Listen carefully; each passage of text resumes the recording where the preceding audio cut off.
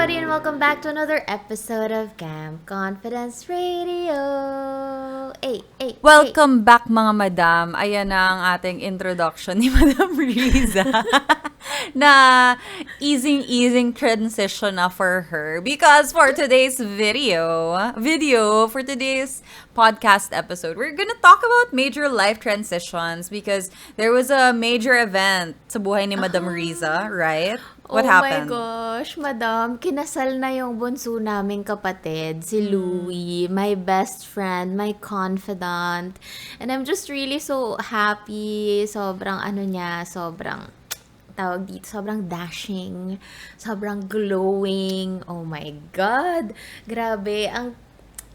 Speaking of life transitions, it's a major transition talaga for me kasi sobrang baby namin siya. Alam mo yun, siya yung bunso. So, pero at the same time, she is also one of the strongest pillars in the family. Yung brother ko kasi, ang tawag niya kay Louie, second mom. Talaga? Oo, kasi siya yung nagpapagalit kay Miko kapag, oh my gosh, ang dami mo na namang tamis na kinokonsume, ganyan. So, basta siya yung tagapagalit naming lahat. Tas ako on my end, siya din yung, siya yung kakalma sa akin whenever I feel overwhelmed. So yes, Rizza Lana still feels overwhelmed so many times in a day. Tapos siya yung nagsasabi sa akin na, wait lang, okay, you're overwhelmed, but why? Himayin natin yan. Ganon. What's her sign? Oh my gosh, madam, hindi ko alam. When's her birthday? November 2. Okay, hindi ko memorize. Anyway, wala lang. Gusto ko lang tanongin. Tapos as in siya din yung maayos sa amin. Siya yung she loves systems, kung ako, I love systems and productivity, sobrang mas nerd si Louie. If Talaga I ba? could only share her Notion template, sobrang brain. We should interview her at one point. Oo nga, I sana think. mapa-oo ko siya. Tas yun, madam, parang it's mixed emotion siya for me kasi she married her best friend and ako honestly yung nag-ship sa kanilang dalawa nung bata pa sila. Bata pa sila. As in babies.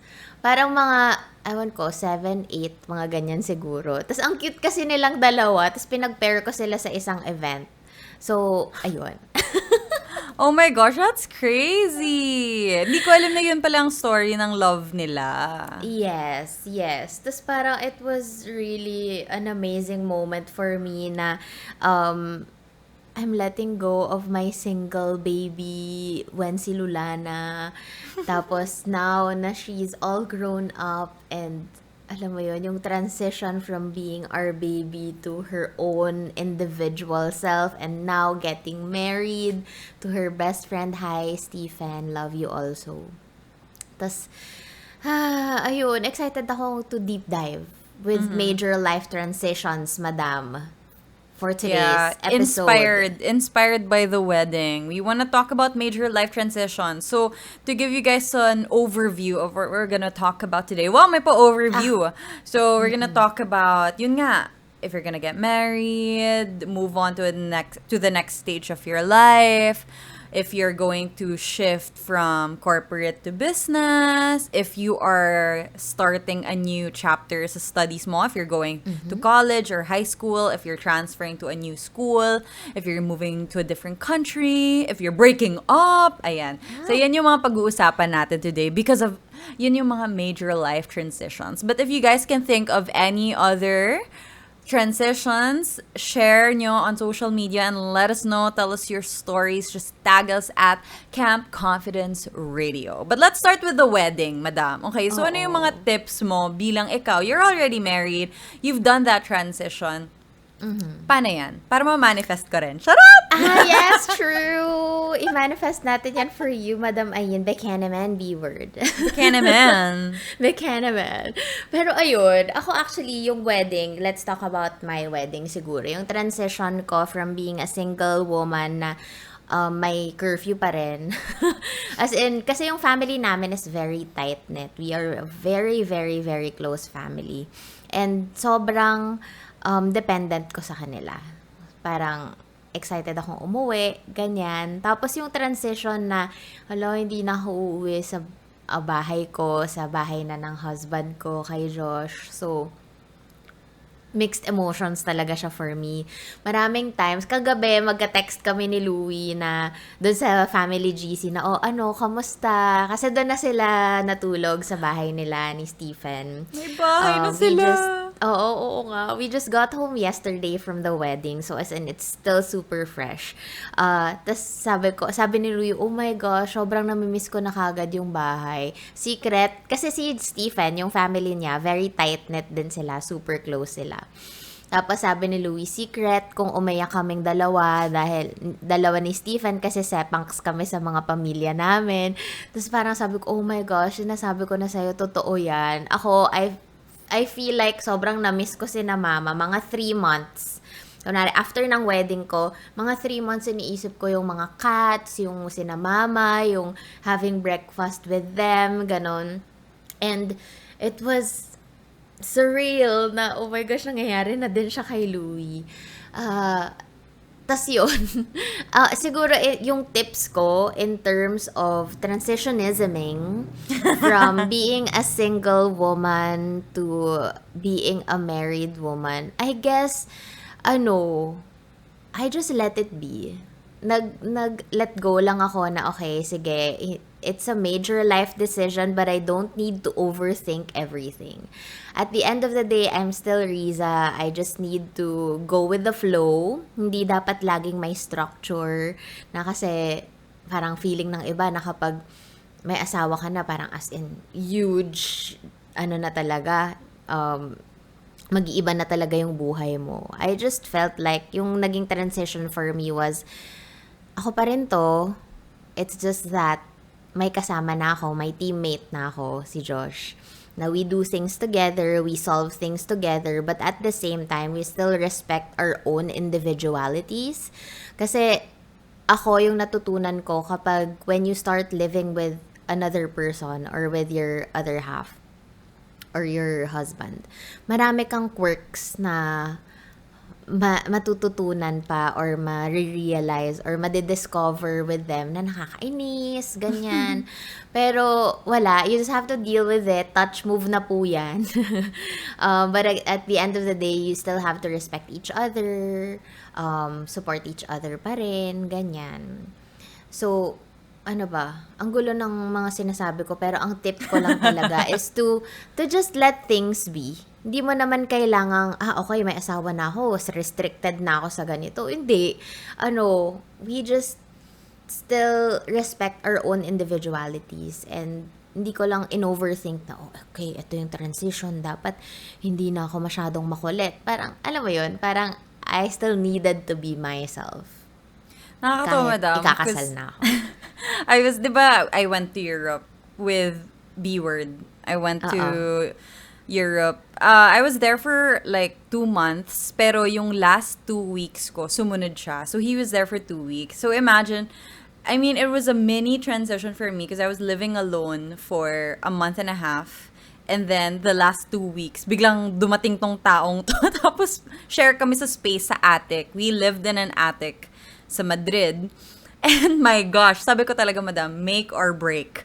Sabi ko, pagka hindi namin na-survive to, wala na talaga. It's a goodbye. Kasi ang hirap, madam, ang hirap to live with another person. And that was just like 2 weeks, diba? So, pero natuwa lang din ako because parang na-test yung patience namin. But at the same time, it also showed me the kind of person that he is, na parang, the way he's so patient with me. I would say that. Like, parang he's the more patient one in the relationship. He's so patient with me. And, like, we can respect each other even when it's not, like, our best foot forward. Because usually, diba, with the dating scene and when you see each other, like, once a week, ganyan, kasi busy kami sa work namin. It's like, okay, we set aside this time for each other. So, obviously, we are more or less the better side of ourselves. But then when you're together all the time, it's like, what the heck? Like, I want my personal space. Where are you? Bakit ka nandito sa tabi ko? Like, atas ang liit-liit pa ng space namin, as in super, madam, hakbang lang. But anyway, like, long story short, ang hirap na transition pala yun. Sabi ko, Oo. it's a blessing na parang, wow, at least we got to travel together for Totoo. 2 weeks. Especially in that kind of situation na hindi kasi kami like fast traveling. It was slow traveling.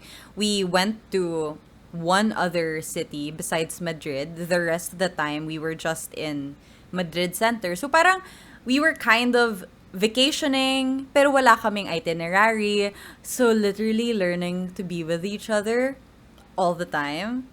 That was really interesting, especially for somebody like me who has been single for so long. I've been independent for so long. Na-imagine mo ba, madam? Oo, grabe. Like parang, can you not be around? Wait lang, magkakape lang ako. Bye. Alis akong ganon. Pero I think, madam, it's also such a blessing na si B-Word is very supportive and doesn't restrict you. And I think that's a very green flag if you are in Yes. that kind of relationship na hindi mo kailangang i-control yung isang tao. Kasi ako, ayoko din ng ginaganon ako. So, Yeah. ako, I just remember, madam, na nung nasa early stages pa lang kami ni Josh, nag-usap na talaga kami na, okay, sinabi ko sa kanya, I don't want to get controlled. Let me be me. Tapos siya din, ayaw din niya ng ganun. And ako din talaga, nire-respect ko kung ano yung mga quirks niya, kung ano yung mga gusto niyang gawin. Kung gusto mo maglaro hanggang 4 a.m., sige, go lang. Or kung gusto mo mag-work hanggang mga 5 a.m., go lang kasi ikaw yan. But don't wag mo rin akong pagsabihan na ang aga mo magising or ang aga mo matulog kasi ganun akong tao. Kasi for the people who don't know Josh and I, ako kasi sobrang morning person ko, si Josh talagang night owl siya. So we just really have to respect each other. And it's such a blessing, madam, na ganyan si B-Word and they are very patient with us. Thank you po. Thank you po. Alam mo po, madam, isa pa, yung hindi siya kailangan alagaan. Because my personal tendency is, as the ate, alam mo yan, ate ka rin. Ates. Di ba parang you have the tendency to like look out for other people. You kind of want to be there for them. Lalo na kung ako yung taga Madrid. Wow, ako yung, alam mo yun, ako yung, I have experience sa Madrid. So my tendency is to like, okay, where do you want to go? I'll bring you there. I'll teach you how to use the subway. Alam mo yun, like, I will hold your hand, basically, para ma-experience mo yung city properly. But what I appreciated with him was, he's independent na if he wants to do something, he won't, like, drag me with him na magdedepend siya sa akin. Kasi nakakatawa nga, he became, like, really close friends with my other friend who was in Madrid at that time, yung boyfriend nun. So there was one time pagising ko, sabi ko, saan ka punta? Mag-grocery kami ni Deo, ganyan. Sabi ko, mag-grocery kayo? Like, parang ko, oh, that's really cute. And that was honestly such a relief for me because I cannot be, eto tip sa mga mga in a relationship. You don't have to be everything for your other half. You don't have to be like the number one, the nanay, the tatay, the best friend, the coworker, alam mo yun, like you don't have to be all of those all at the same time. It's nice if they're able to stand on their own and do their own thing. Tapos parang ako talaga, I was able to like breathe, and it's nice na parang I can still be myself. Yun talaga, madam. Like being myself in a relationship where we push each other to be better, but at the same time, not restricting who we are as people. Oh, I love it so much. Totoo. I love can't it so much. believe Ayin Bernos is saying these things now. I know. Remember when I hated love? Wow! Joke lang. When you hated men. When I hated men. But anyway, ayan. Nakahanap ng katapat. Oo, totoo yan. And it doesn't have to be difficult. It doesn't have to be masyadong ma-effort. 'Di ba?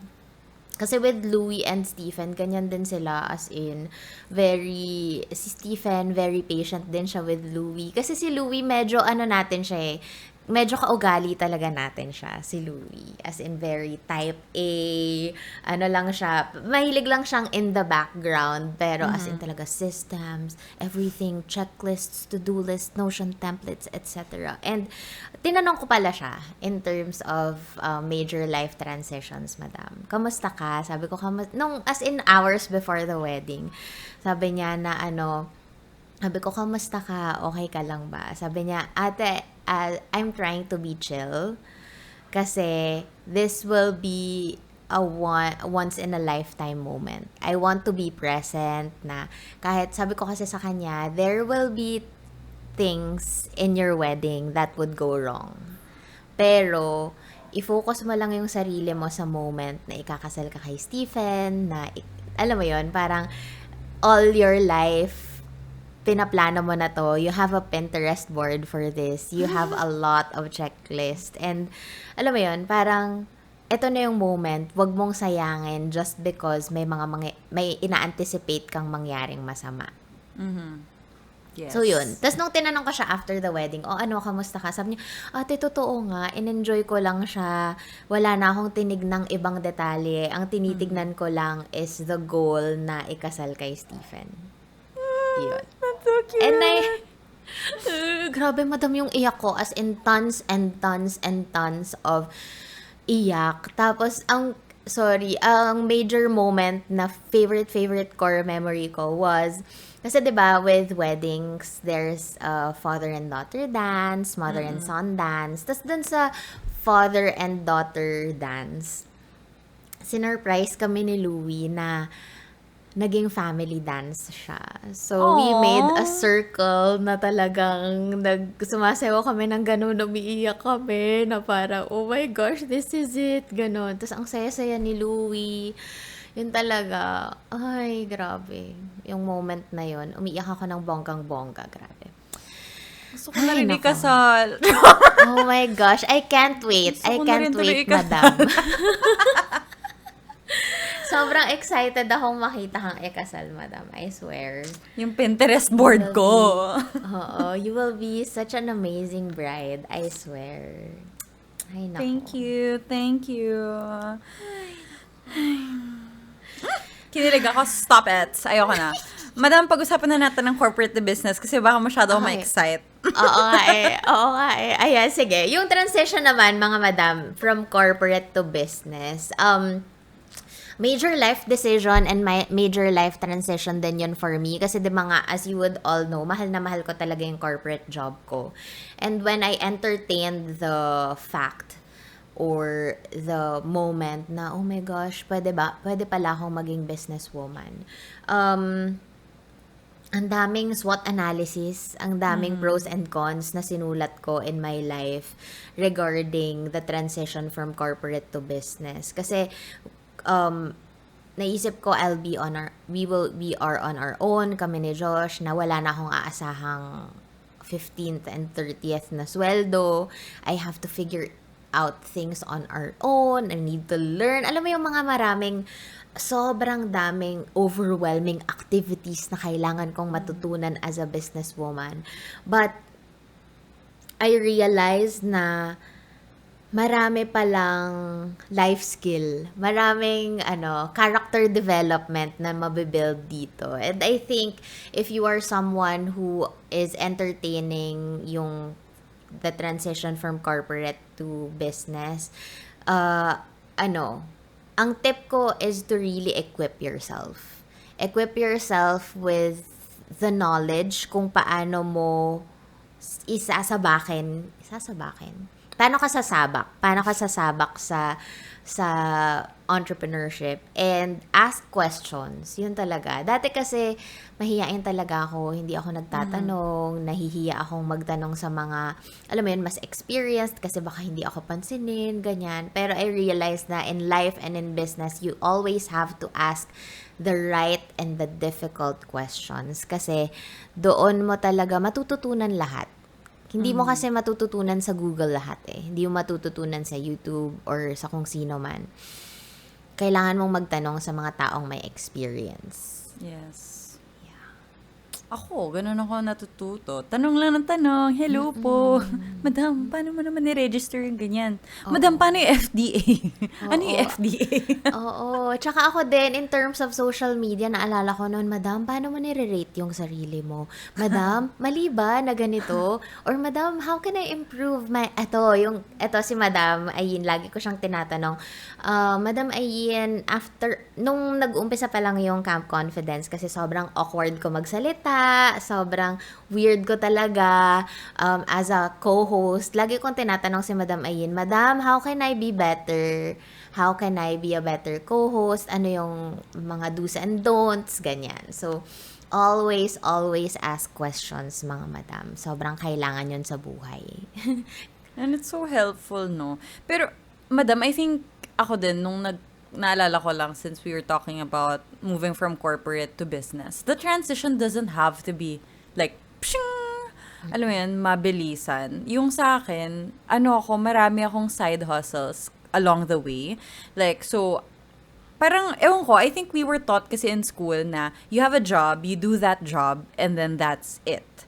But the thing is, you can slowly transition into having your own business. And by that, I mean, you can have part-time clients on the side, especially if you're not gonna do it naman dun sa oras ng full-time job mo. If you're gonna do it like outside your full-time job, you can do it slowly until it comes to a point na kaya mo na i-let go yung corporate job mo. Kasi I think the impression that a lot of, the online content we get is you quit your job and then you move on to this.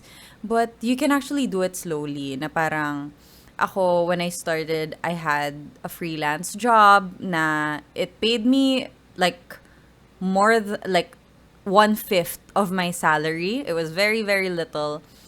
Pero it was putting my foot in the door. And that was important. Because the more I built my portfolio, the more I was able to build like a repertoire of clients to the point na, okay, I can let go of my full-time job, pero I have multiple clients na has, allowed me to be a full-time freelancer slash business owner. Tapos slowly, let go mo hanggang sa isa na lang ginagawa mo or iba na namang transition. So it can be slow. It doesn't have to overwhelm us in one big go. It can be slow. I think I slow love progress is really helpful. I love it. Slow progress. Note to self.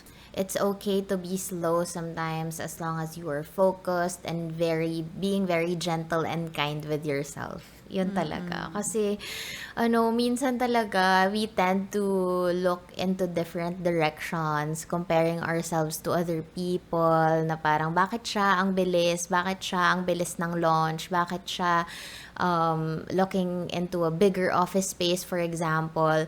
But at the end of the day, this is your life and you should be in control of, ano ba? Your pace. Your pace, your transitions. And sobrang validating, madam. Can I just say that? Na, nung sinasabi mo na slow progress, slow transitions. Kasi, there will come a point in your life na you feel like nagpa-plateau ka na. Na parang ang bagal na ng growth mo. And then, there comes, doubts, there comes questions about your existence, ganyan, na parang para sa akin pa ba to? But sabi nga natin, Atomic Habits, 1% of progress is still progress, mga madam. And can I just also say that change and major life decisions will tend to be so uncomfortable. And merong nagsabi sa aking mentor na as a business owner, kailangan mong masanay maging hindi komportable. Because business and in any major life transitions, it will be uncomfortable. And it's okay to be uncomfortable. Kasi na nag-grow ka. Na may progress ka. Exactly. But what about naman, I think, now we can talk about like transitions na abrupt, wala kang choice. For example, eto, Okay. for our younger audience, going to college. Boom. Nakagraduate ka na. Boom. College. Boom. New school. New people. New classmates. Intimidating. Totoo. Different circle, different teachers, different problems. Ugh. Oo I nga. had to do it twice, madam. Because the first one was when I entered college. And syempre, new school, everyone was new. So that was intimidating, but it was less intimidating kasi everyone was new. So walang magkakilala, ganyan. So, pagka ganon, if you're going to college and it's your first time, freshman year, just know na everyone is new and you're all starting with a blank page. And I hope you can look at that as a great thing. You get to be whoever you want to be. Yun yung mentality na I would suggest you embody para when you go into college and you start fresh. Talaga freshman na freshman ka. As in like, blank slate. And you allow yourself to grab opportunities na before, in the last stage of your life, hindi mo nagawa. However, pag ikaw ang new student, ikaw lang ang nag-transition, dun medyo mahirap yun. And I had to do that when I moved from fine arts to English language studies to AB. Madam, that was so difficult. Because especially, I mean, to give you guys a background, I went to UST and blocked section ng UST. So, ibig sabihin, lahat ng classmates mo from freshman year, yan ang classmate mo hanggang gumraduate ka. Eh, paano kung new student ka at irregular ka? Madam, wala akong pangalan. Alam mo, tawag nila sa akin? Ano? Ating ireg. Ating ireg. Yun ang pangalan ko. Ate talaga eh, no? Oo. Kasi usually, di ba, you're catching up with your subjects. So, you attend classes with the younger kids. Kasi, ikaw nga yung ate. But how are you able to transition from being ate ireg into enjoying your course? I think, number one, I learned to be uncomfortable. Because literally every semester, it's a new group of people. Every new semester, you have this group of people who have never heard of you, never seen you. You have to introduce yourself. So parang ako, I accepted that this was my reality. This is my reality now for the next 3 years, 4 years, because na-delay ako. Next 4 years of my life, I'm gonna be ating ireg, which is fine. Like, that's not something to... That doesn't have to be against me. That could be, that could work in my favor, you know? Like, number one, inisip ko, ano ba yung mga positive sides of this? Number one, I can just walk out of class. Be detached. Alam mo yun? It's nice kaya. Wala akong peer pressure to be like, okay, anong plano natin? Like, I mean, I don't have to be social all the time. I don't have to be part of a social group for this class. Alam mo yun? Like, ewan ko, I think, ang naging ano ko kasi when I was younger, I wanted to be part of the cool kids. I want to be cool. I want to be part of the group. But being an irregular student taught me that I can get what I need done without having to have that social interaction. Which is like, it actually allowed me to save my energy. Because I still had my college friends, but they were a small, well, it was like, we were 10 in the group, but hindi ko sila lagi kaklase. So parang, medyo naging independent ako in that sense. Parang, okay, I don't need to be close friends with everyone. I don't need to be the cool kid. I don't need to be, alam mo yon, in the know. Hindi ko, alam mo yun, kung ma-OP ako, go. Ma-OP na ako. Kebs to the world. And madam, mahirap yun Mahirap ma-OP. Ewan ko, as an Totoo. extrovert, nahirapan ako. Natatakot ako ma-OP. I don't wanna be, like, not in the know. Pero, because of this life transition, natutunan ko siya. And, natuto kong to focus on the work. And it was so helpful to me. Because now, as a content creator, I go to events na wala akong kilala. Mag-isa lang ako. Paano? Where- Hindi ko kaya. Okay. Practice lang yan, madam. Oh And my gosh. nakakaano siya, madam, ah. Like, yesterday, I went to the SEN Co event. Tapos parang merong, syempre, I know a lot of those people online, but not in person. So, I know some of them in person, but like, some of them came with other people. So, may mga kanya-kanyang friends. Pero ano lang ako, like, I had this moment where I was like, sitting alone, and I'm like, I'm fine. Alam mo yun, hindi fatal, madam. Hindi naman nakakamatay maging mag-isa in a group of people who know each other. It's like, it's fine. Like, and I realized it's calming to gain that confidence na to just be still, be alone. It's nice. So I think if you are having this transition, take it as a challenge. I-practice mo yun. Like, sit in silence, sit in solitude, and know that nobody is really judging you or nobody is really looking at you. Ay, loner, loner. Walang ganon. Kasi that's what was going on in my head when I was younger in college. Like, parang, noong una, kinakabahan ako, parang, oh no, baka tinitignan nila ako, sasabi nila, loner ako, loner. Pero guys, hindi kayo kawawa if you don't have anybody. You can always choose to say hi, and you can choose to Yun yung be nakakaba. alone. Say hi. Yeah. Pero at the same time, madam, if you're alone, you can choose to be alone. And like, just find power in that choice. Parang, pinili ko to, gusto ko mag-isa, why not? As an introvert madam, I feel like, para sa mga introvert madams na nanonood right now, I know it's so hard for us to be alone, walang kakilala, and just be still.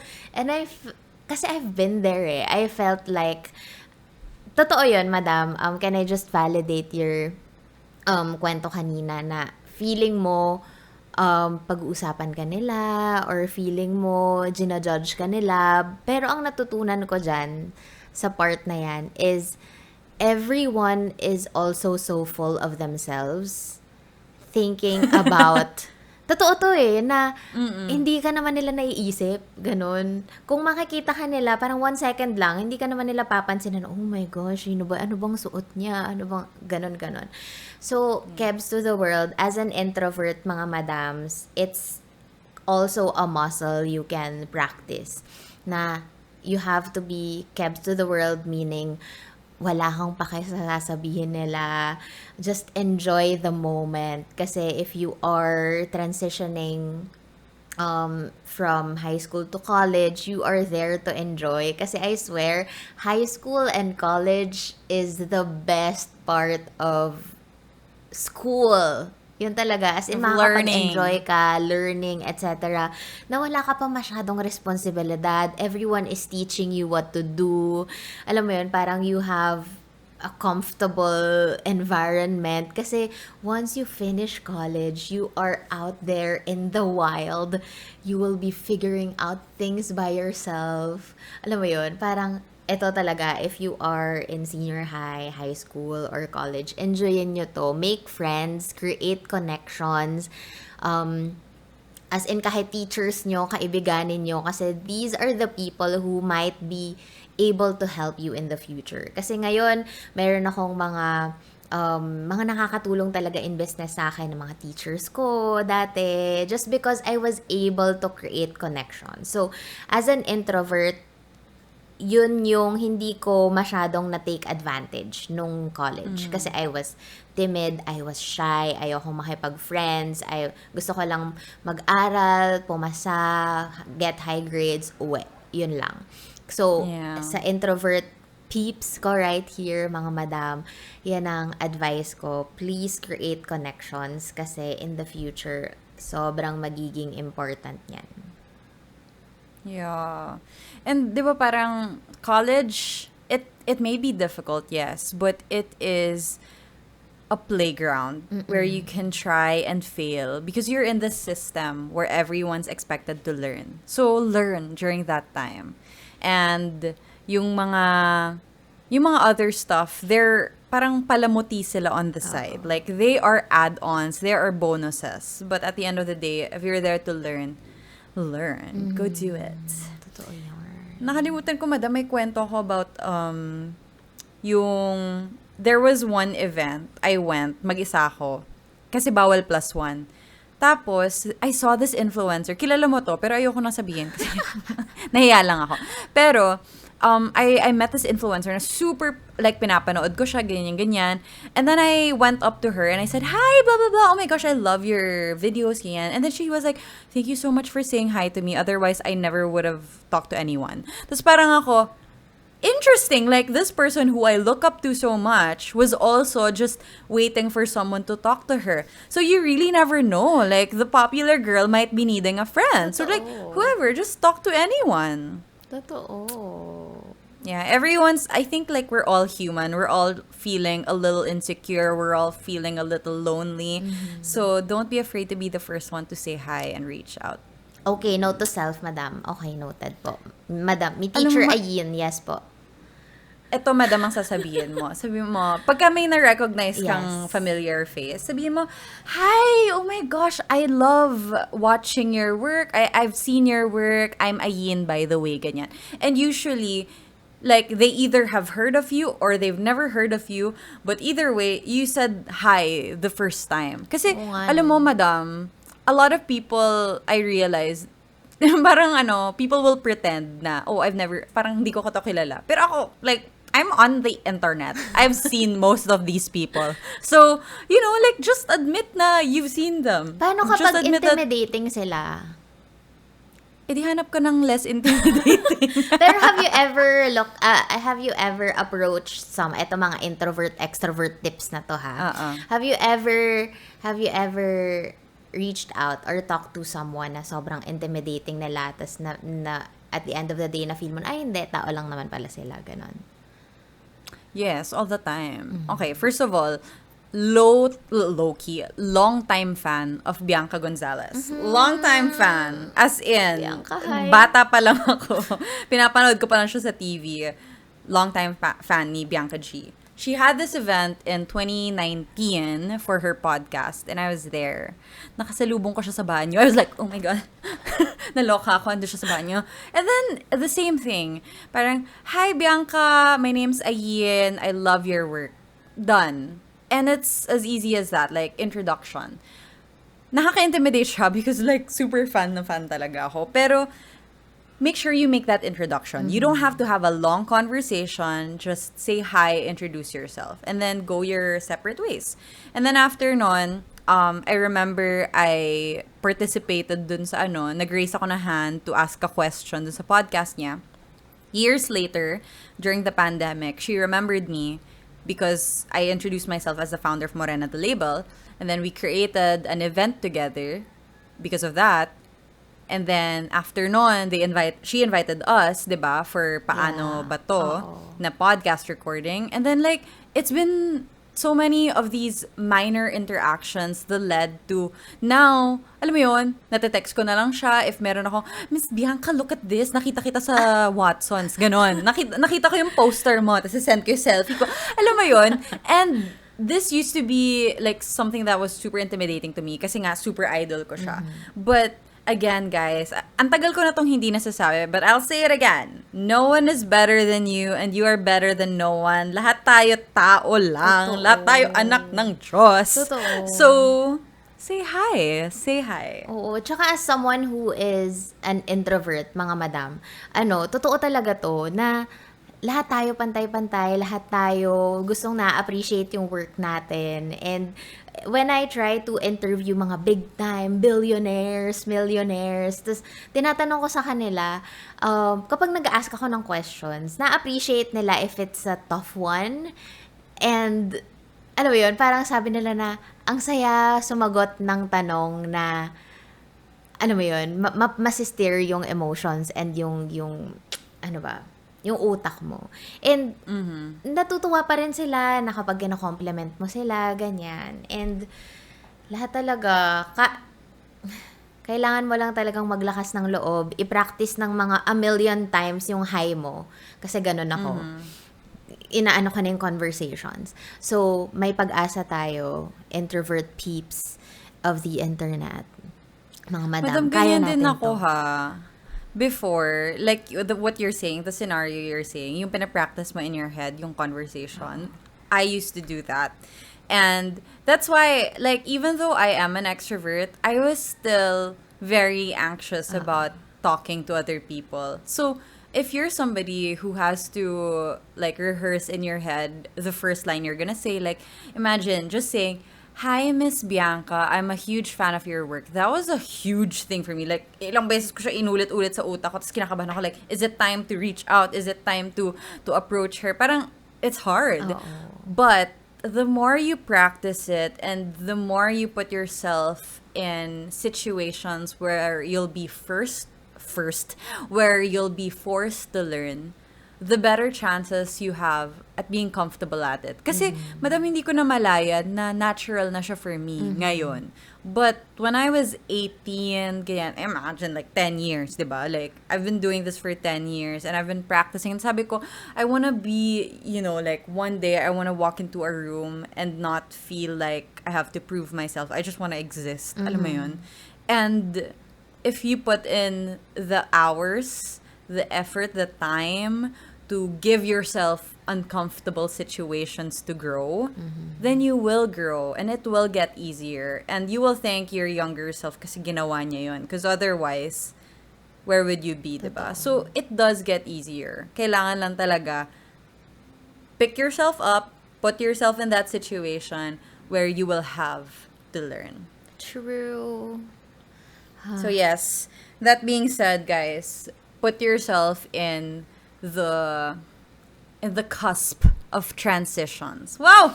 Put yourself in situations where you will have to change. Kasi that's important. That's how we move to the next stage of our lives. That's how we grow as people. And that's how we move closer to being our best selves. Yeah. Be comfortable with being uncomfortable. Yes. And I think, this is something that's true for everyone. Introvert, extrovert, expert, hindi, matalino, hindi, regular student, irregular student, True. single, married, whatever you are. So anyway, mga madam, thank you so, so much for joining this episode. As usual, if you have stories of your major life transitions, experiences, and your tips, let us know. Tag us on Instagram. That's at Camp Confidence Radio. Rate us also on Spotify, minimum 5 stars, mga madam. You got this. Kaya natin to. And we will see you guys on the next one. Thank you, mga madam. We love you. Thank you, mga madam. We love you. Bye!